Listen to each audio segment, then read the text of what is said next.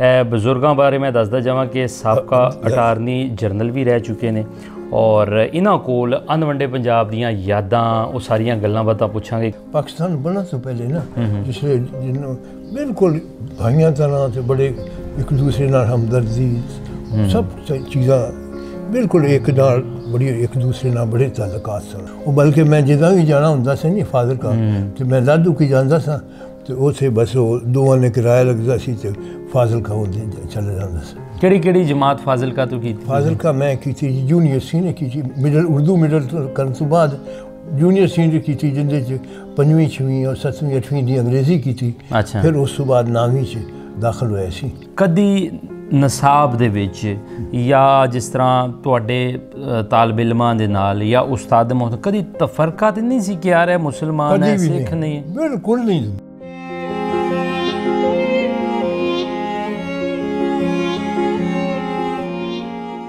एक सी ना कांग्रेस जी, एक सी मुस्लिम लीग जी जी, एक सी यूनियनिस्ट यूनियनिस्ट भी ये अंग्रेज ही इत्थे रहन ते ये ना जावन जे अंग्रेज रह जांदे ते तरक्की बहुत ही नहीं हो जानी।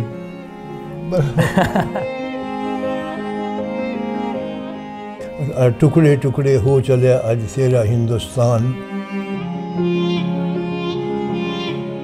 हिंद पंजाब की वंड हुई हिस्सा कुछ कसूर का जासिया तो वो हुण वाकई मैं कसूर पोस्टिंग मेरी रही है तो वो खेम करने का जो इलाका सी वो सारा उधर चला गया क्योंकि उससे अफिसर कॉलोनी भी साड़ी वो खेमकन रोड के उत्ते है। यानी इस चीज़ की तो बड़ी ख्वाहिश रखने हैं कि उमें प्यार मुहब्बत हो एक दूजे नाल क्योंकि गवांढी इंसान बाकी तो सब कुछ बदल सकता है गवांढी नहीं बदल सकता।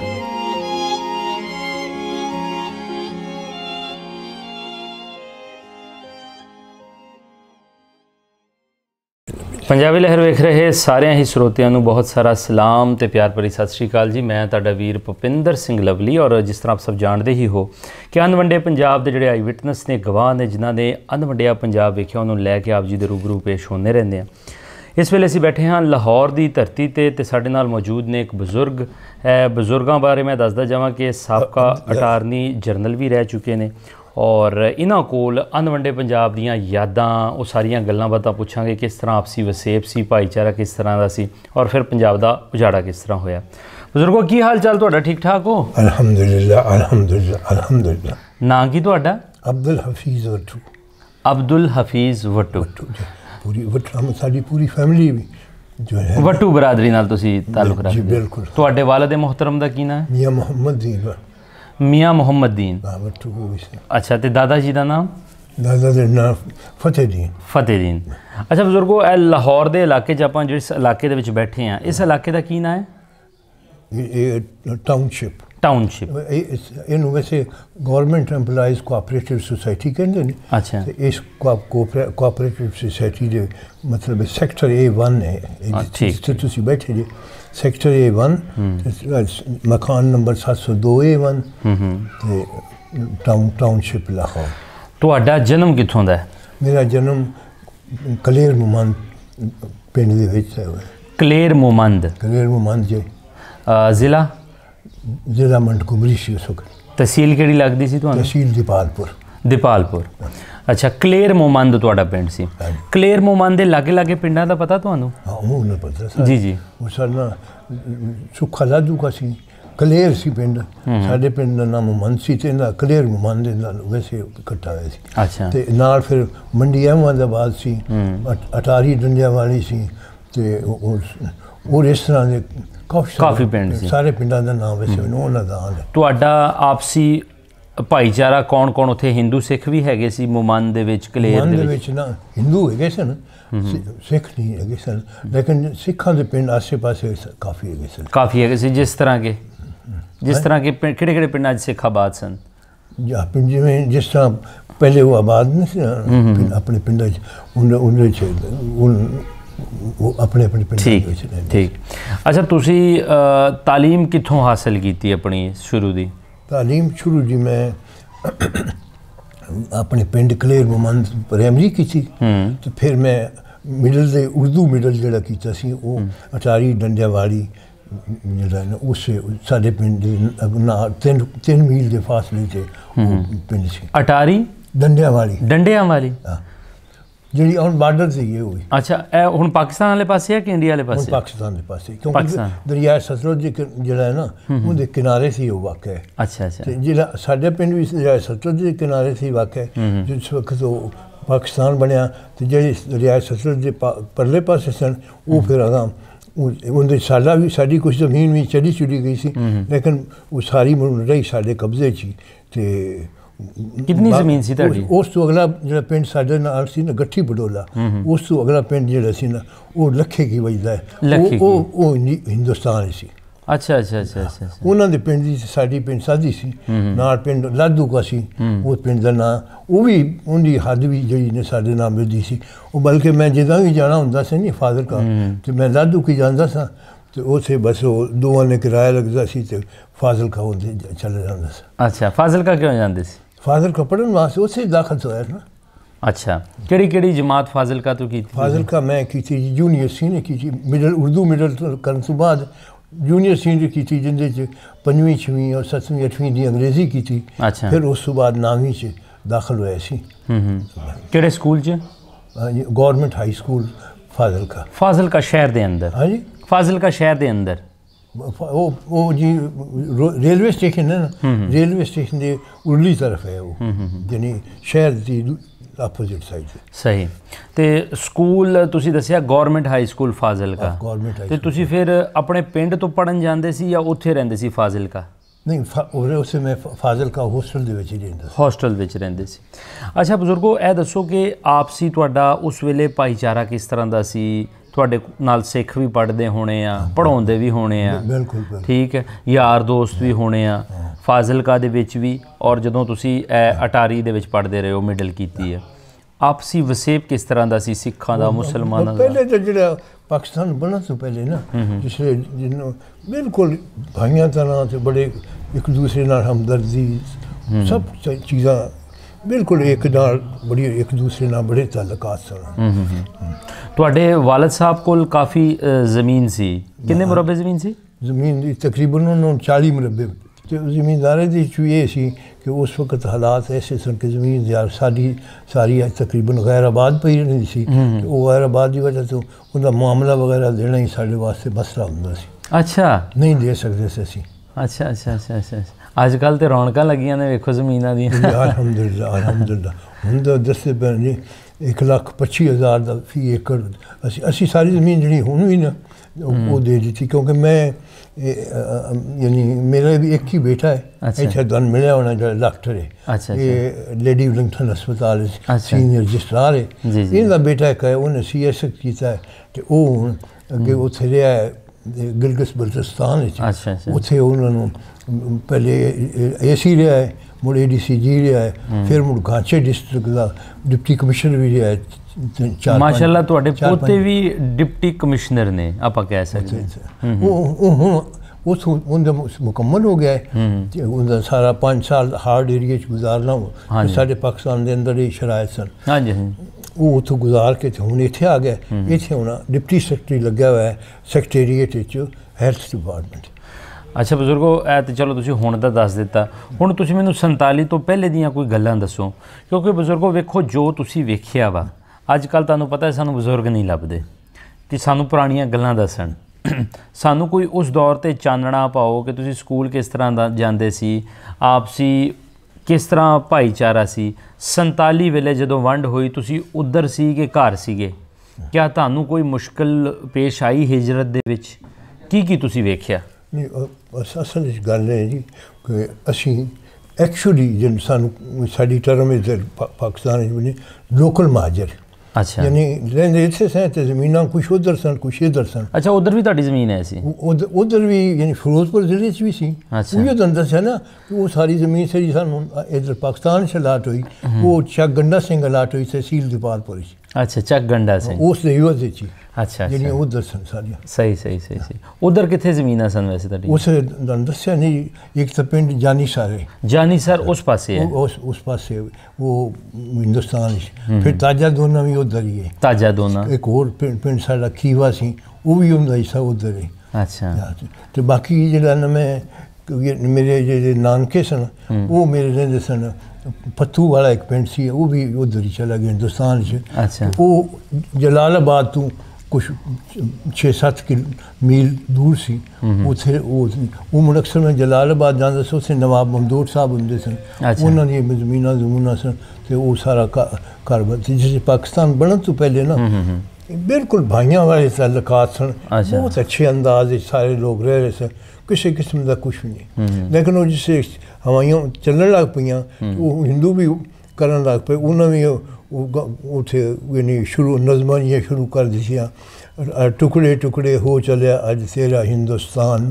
अच्छा, तो उन्होंने वो जड़ा ना कहते सन भी वो जो हिंदुस्तान का जड़ा नक्शा है ना पूरा वो एक गांव जैसी शक्ल से बनया हुआ है। अच्छा। तो वो आते सन भी एक साड़ी गांव का अगला हिस्सा जड़ा है वो लाई लाई लेंदे ने। मतलब उन्होंने इस चीज़ का दुख सी कि वतन टुटे ना। हाँ जी, तो वो नहीं वो चाहते सन। तो साढ़े बिल्कुल जोड़े सन ना जिमीदार लोग ये सारे उबलाई सन ਜਿਹੜੇ ਨਾ ਅੰਗਰੇਜ਼ਾਂ ਦੇ, ਕਿਉਂਕਿ ਉਹਨਾਂ ਨੇ ਅੰਗਰੇਜ਼ਾਂ ਨੇ ਇਹਨਾਂ ਨੂੰ ਬੜੀਆਂ ਜ਼ਮੀਨਾਂ ਦਿੱਤੀਆਂ ਤੇ ਸਾਰੇ ਤੇ ਉਹ ਉਹਨਾਂ ਨੇ ਫਿਰ ਉਸ ਵੇਲੇ ਯੂਨੀਵਰਸਿਟੀ ਇੱਕ ਬਣਾਈ ਸੀ ਪਾਰਟੀ, ਇੱਕ ਸੀ ਨਾ ਕਾਂਗਰਸ, ਇੱਕ ਸੀ ਮੁਸਲਿਮ ਲੀਗ, ਇੱਕ ਸੀ ਯੂਨੀਨਿਸਟ।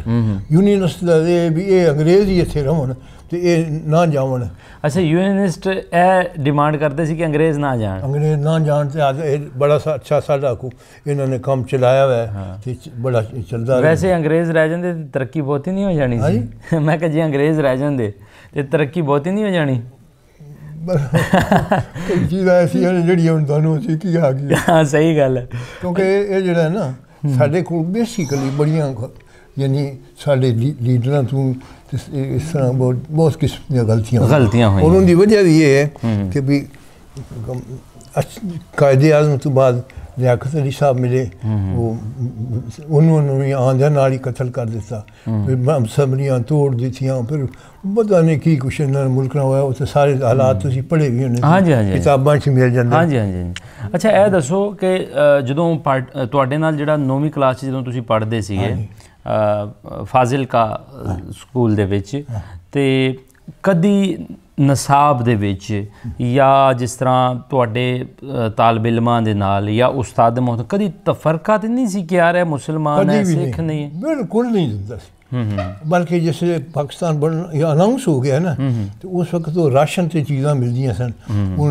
हर तालिब इल्म नूं ना 1.5 गज कपड़ा एक जीन दा देंदे सन निक्कर बनाउण वास्ते। अच्छा। ते उन एक सेर की खंड देंदे सन, कुछ अध सेर खंड एक सेर देंदे सन। वो बल्कि मैं अगस्त दी छुट्टियां हुई सन उन्हां दिनां च ते मैं उत्थे गया लैण वास्ते ते मैं इकल्ला ही सी होस्टल दे विच। तो सारे लोग चूँकि छुट्टियां छड़ियां हो चुकियां चले गए तो मैं प्यार तो मैनू भी कोई खौफ खतरा नहीं सी, किसी किस्म का भी कोई झगड़ा है या कोई चीज़ कोई बिल्कुल एहसास ही नहीं सी। अच्छा, कोई नाम याद है तुहानू कोई उस्ताद दे या कोई ऐसा सिख जो करीब करीब रहंदा होवे? मैनू बिल्कुल नहीं याद सी। अच्छा। बल्कि पाकिस्तान के लोगों के भी मैनू याद नहीं रहे ना जिन्हां ना पढ़े। उम्र तुहाडी कितनी है हुण? मेरी जी 89 पूरी है, यानी लेकिन ये भी है कि कुछ ज़्यादा है थोड़ी जी 89 तो वो इस वजह तो कि जिस तक मेरा पैदा है ना इधर असी जो जी उम्र दिखाई सी ना जिसले उधर पाकिस्तानों आए ना इधर बटाला स्कूल होंदा सी जिहड़ा कि वो सियालकोट तो एक स्कूल उतों आया सी ते उन आंदे ही वो स्कूल दे विच DAV स्कूल सी तो तो उन्होंने वो बटाला स्कूल वाले जिहड़े सी ना उन्होंने कहा भी जिन्नियां अपनी ना कोई पुछ परतीज नहीं आदि मर्जी नाल जिन्ने मर्जी उम्र दिखा दो। वो फिर एवं मेरे जहन च आ गया भी चलो यानी शुरू दे एक 33 कर देने 1933 करती 33 कर दी। तो उन्होंने वो बस वही लिख ली अखीर तक, फिर वो मैट्रिक से अगर सारे सब अखीर तक वही चली हुण तक भी बल्कि। अच्छा, चूँकि तुहाडियां अद्धियां ज़मीनां चढ़दे पासे चले गईयां अद्धियां इधर आ गईयां, 47 तो पहले इस वंड का पता है सीगा कि वंड हो जानी है, पार्टीशन हो जानी है, उजड़ना पैना, कोई ऐसी गलबात 47 तो पहले कुछ सुनी सीगी या? 47 से पहले वैसे असां तो नहीं सुनी सी, लेकिन मैं कुछ मैंने शौक सी वारिस शाह दा हीर दा। ये मैं साडे एक उस्ताद भी हुंदा सी इत्थे वो पढ़दे रहंदे सी ਉਹਨੇ ਇੱਕ ਸ਼ੇਰ ਲਿਖਿਆ ਸੀ, ਹਿੰਦ ਪੰਜਾਬ ਦੀ ਵੰਡ ਹੋਈ ਸੀ, ਹਿੱਸਾ ਕੁਛ ਕਸੂਰ ਦਾ ਜਾਸੀਆ।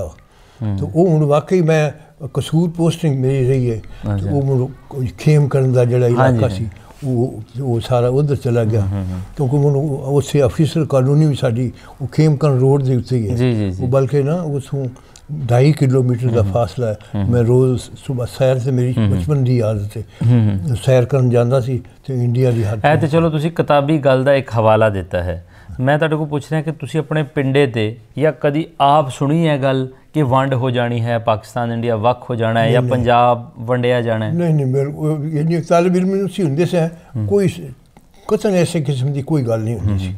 अच्छा, जदों वंड हो गई, उजाड़ा पै गया, पार्टीशन हो गई, तुसी उस पासे सी जिस वक्त होया ना, पहले तो है सी ना इधर वो यानी उधर पिंड साडा दरिया तो पार ही ते उत्थे ही सी। ते फिर जिसे मतलब पाकिस्तान बनया तो फिर असी जल्दी नाल पारू रंग के ओले आने ओले किनारे दरिया दे सतलुज से बैठ के आके बैठ गए।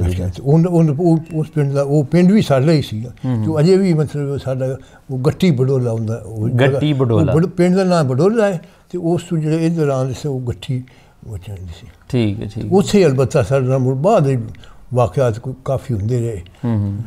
तुसी चूंकि पत्तन दे उपर सीगे, किनारे दे उपर रहिंदे सी, तुसी की कुछ वेख्या लोकां दे नाल जो बीत रहे सी, जो उजड़ के इधरों जा रहे सी या जो बेचारे उधरों आ रहे सी? बस वो इन्ना जी चूंकि तालिब इल्म से असी ना उस वक्त इन्ना सुनते सन, वो सानू आदियां खबरां दसदे सन भी अज पत्तन दे उत्ते लोग सारे उस पत्तन लग्या साडा बेड़ी दा जबेल सन, वो पत्तरां दे उन्होंने सारे जितने भी उधर लोग आते सन ना, वो मुड़ बेड़ी से चढ़ते इधर साडे इस पासे आ जाते सन, जेड़े इधर आंदा सी वो बंदा महफूज हो जाता सी, जेड़े उत्थे पत्तरां ते बैठे उन्हां दे उत्ते मुड़ हमले हुंदे सन। लेकिन उन्होंने हमलियां दे विच ना सारियां नालों मैं एक ही चीज़ वेखी कि हिंदुआं हुंदुआं दा एडा कोई नहीं हुंदा सी, वो बड़े सरदार साहब ही तुहाडी बिरादरी जिहड़ी ना ज़्यादा वो बड़े बहादुर सन, ते वो सारे बड़े लोगों नाल मतलब सख्ती सुख्ती करदे सन, ते जिन्हां से लोग बड़े उस वक्त डरदे सन। अच्छा, हुण ये दसो कि कदी दिल कीता कि मैं फाजिलका जावां या जिथे मैं तालीम हासिल की मैं वो वेख के आवां, या कदी दिल च आंदी है ना कि यार एकदम ही दिल तो करदा सी, लेकिन फिर तवज्जो ही छड़ दी सी वो, क्योंकि चंद साल मेहमानां दी तरह ही रहे सन, कोई आदा एडा नहीं सी, ते इस वजह तो करके फिर नहीं कोई मैं गए भी नहीं, ते अलबत्ता बस इधर ही यानी मुड़ साडा तरीका ये बन गया कि उतों आवना ते असी इधर सीधा जाना हवेली गड्डी ते हवेलियों गड्डियों चढ़ के फिर वापस इधर पिंडी मंडिया बंदा स्टेशन से उतर के पिंड चला जाना। अच्छा, तुसी की सोचदे हो कि तुसी ਜਿਹੜੇ ਦੋ मुल्कां दे इस वेले हालात ने, चूँकि तुसी आई विटनेस हो, अज अगर मैं गल करा या तीसरा चौथा बंदा गल करे, ये मेरा कोई कमाल तो नहीं कि मैं पाकिस्तानी हाँ, या मोदी का कोई कमाल तो नहीं कि वो हिंदुस्तानी है, कुदरत ने उन्होंने उत्थे पैदा किया, सानू इत्थे पैदा किया।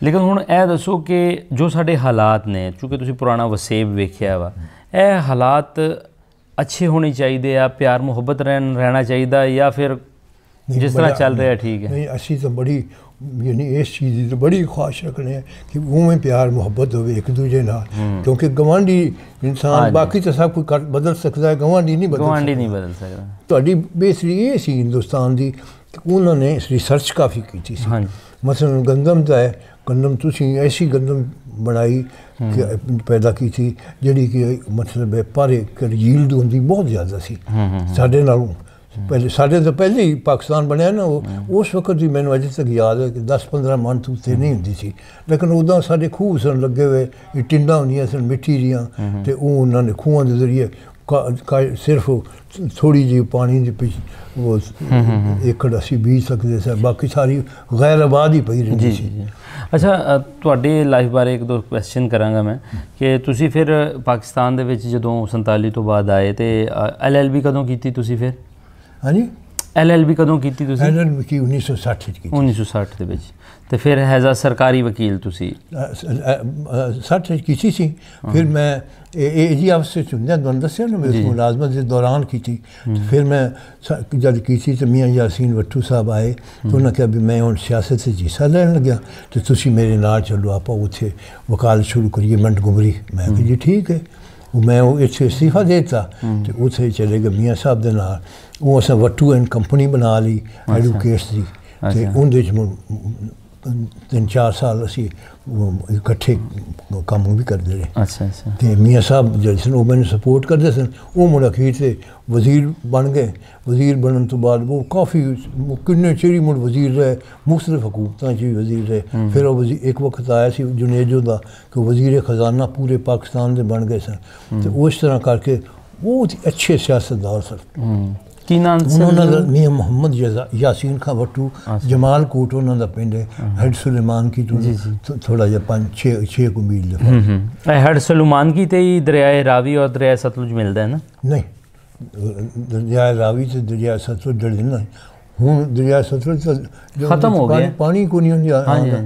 ਤੇ ਉਹ ਹੈਡ ਸੁਲੇਮਾਨ ਕੀ ਤੇ ਅਲਬત્ਤਾ ਇਹਨਾਂ ਨੇ ਰਿਜ਼ਰਵਾਇਰ ਜਿਹੜਾ ਬਣਾਇਆ ਹੈ ਉਹ ਹੈਡ ਦੇ ਉੱਤੇ ਕੋਲ ਨਾ ਪਾਣੀ ਬਹੁਤ ਸਾਰਾ ਰੋਕਿਆ ਹੋਇਆ ਹੈ। ਇਹ ਜਿਹੜੇ ਨਾ ਇਹਦੀਆਂ ਨਹਿਰਾਂ ਇਹਨਾਂ ਇੰਡਸ ਬੇਸਨ ਹੋਇਆ ਸੀ ਇਹਨਾਂ ਦਾ ਆਪਸ ਵਿੱਚ ਮਤਲਬ ਟਰੀਟੀ ਹੋਈ ਸੀ। ਉਸ ਟਰੀਟੀ ਦੇ ਤਹਿਤ ਫਿਰ ਇਹਨਾਂ ਨੇ ਉਹ ਨਹਿਰਾਂ ਬਣਾ ਕੇ ਦਿੱਤੀਆਂ ਸਨ ਜਿਹੜੀਆਂ ਵੱਡੀਆਂ ਬਲੋਕੀ ਸੁਲਮਾਨ ਕੀ ਨੰਬਰ 1 ਔਰ ਬਲੋਕੀ ਸੁਲਤਾਨ ਨੇ ਮੁਕਾਬਲਾ। ਇਹ ਦੋਵੇਂ ਨਹਿਰਾਂ ਹੁਣ ਜਿਹੜੀਆਂ ਨੇ ਇੱਥੋਂ ਨਿਕਲਦੀਆਂ ਨੇ उस एक चनाब ही चू आंदियां ते मुड़ रावी च पैंदियां ते रावी चूंकि कोई नहीं पर अगों रावी चू अगां फिर जा सतलुज च पांदे न। वो जिथे सतलुज च पांदे न ना वो साडे पिंड दे नाल ही पिंड जैमल बाजी दे घर साडा पिंड वो बिल्कुल बार्डर ते होगी। उत्थे जाके वो दो नहरां फिर दरिया सतलुज जांदियां ते सतलुज च अगों फिर बहावलपुर ते अगों सारे ते अगों फिर बल्कि उस तो पहले साडी जमीनां जड़ियां सन ना वो थे ढाब निहाल उन्होंने हबोर तू उस पासों आँदी सी राजस्थान तो नहर से नहरी पानी आंदा सी। लेकिन वो हिंदुस्तान ने जैसे बंद कर लिया तो वो मुझसे कई साल ही साड़ी बिल्कुल यानी बरानी रही। जब बारिश हो जाती सी तो कोई बाजरी बूजरी बीजते सन होंदी सी, जो नहीं होंदी तो फिर कुछ भी नहीं सी। हुण अलबत्ता उन्होंने फिर बाद इन्हां जिहड़ियां नहरां जा रही हैं इन्हां चों नहर कड्ढी सी इन्होंने अपने ना वो चूँकि जमीन है बुच्छी बहुत तो इन्होंने वो लाइयां थल्ले मोटरां ला के पानी लिफ्ट करके एक राजबाया जहा बनाया है पक्का उनदे विच लिजा के वो पानी 6 महीने उसे देंदे। बल्कि साढ़े तो नहीं सी सूरत उत्थे जो थल्ले का पानी है ना मिठा नहीं है, बड़ा ही कड़वा है, बहुत ही कड़वा। बहावलपुर बहावल नगर वाले पास बहावल नगर का डिस्ट्रिक्ट है। हाँ जी हाँ जी। बल्कि जो ना मैं तुहानू दस्सिया अमरूका स्टेशन है, अमरूका स्टेशन के नाल ही है। अमरूका स्टेशन दे राह च चानन वाला के कोई स्टेशन आंदा भी नहीं, फाजिलका तो अगे एक स्टेशन है उस तो अगे अमरूका आंदा सी। अच्छा अच्छा।